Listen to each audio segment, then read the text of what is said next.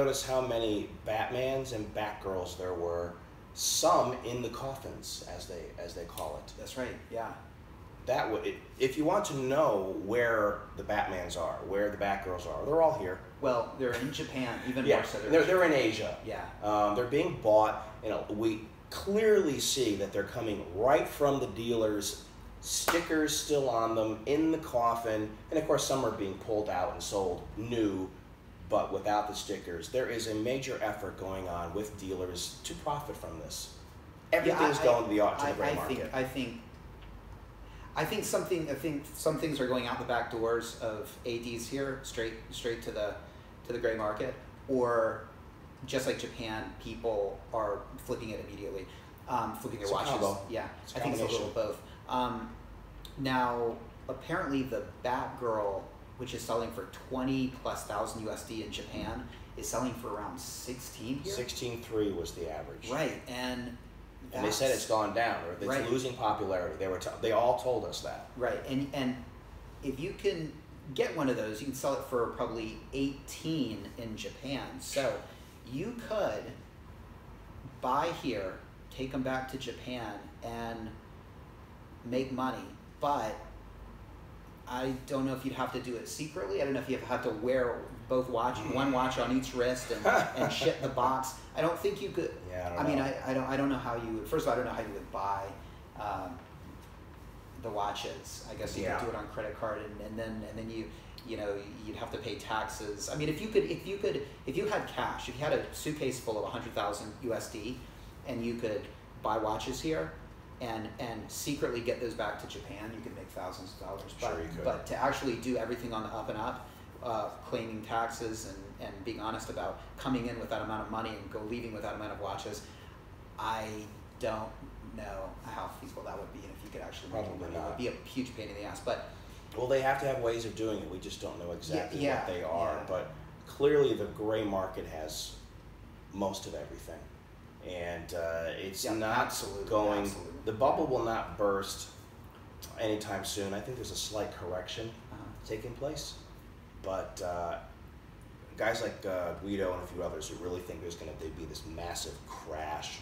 I don't see that, but I think Rolex is now out of reach for a lot of people. Yeah. I don't think there's going to be a massive crash either. I think, like you said, an adjustment. And as far as the Batgirl here goes, because the Batman, More popular. Yeah. In Japan, I don't know what the average Japanese thinks, but the dealers are pricing the Batgirl like it's a more desirable watch, which makes total sense because it's more modern, and I like that more. Well, there's fewer of them, so they can charge more. Right. You're an oyster bracelet. Absolutely. Batman I'm an oyster bracelet guy. Yeah. And seeing the Batgirl in person a number of times, I'm sorry, I want the original. Mm-hmm. I said I need to give it a chance, but having them both side by side, it's obvious to me. Yeah.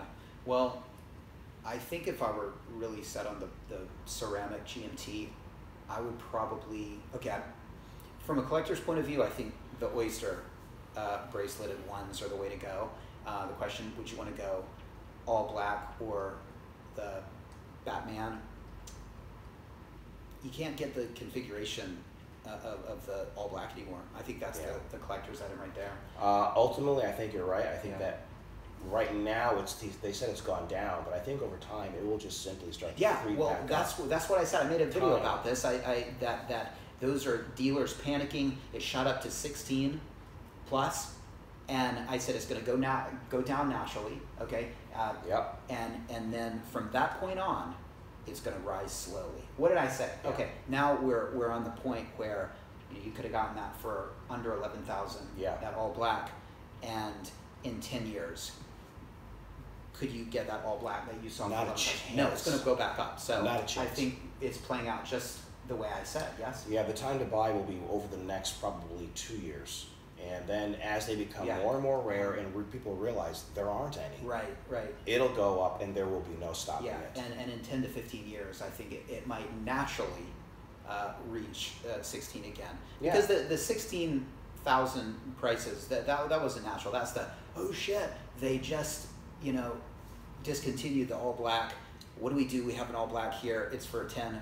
Let's just tack on another 5 and see what happens. And that went just across the board for the dealers. And that was very unnatural. But it was a reaction to the news. The black is the most wearable of those GMTs because you can wear it sporty, you can wear it with a suit. Because it's less colorful, it's a safer bet. So at the end of the day, I think that's going to be the one that people want. Yeah, it's funny because aesthetically, I like the Batman or the Batgirl more. I just love the blue and the black. Yeah, the Batman's my favorite Rolex ever. Yeah. But the black is now a very close second because I got to try on so many and realized it fits perfect. Yeah, it did. It looked perfect on you, that's for sure. Yeah. Size-wise. It was awful to have them on my wrist and go, shit, I can't just walk out with it. Yeah, it was a super fitting Rolex, that's for sure. Yeah, it fits me better than my Seamaster 300. And I love my Seamaster 300. Yeah, I mean this fits you perfectly, but and it's a Rolex. It's like seeing Matt in a Rolex is like, wow, that would like be a change. Matt 2.0.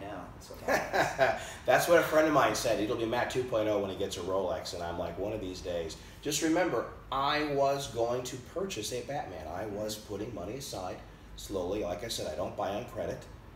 And then the news breaks. They're discontinued. And at that point, I'm like, it's over. Yeah.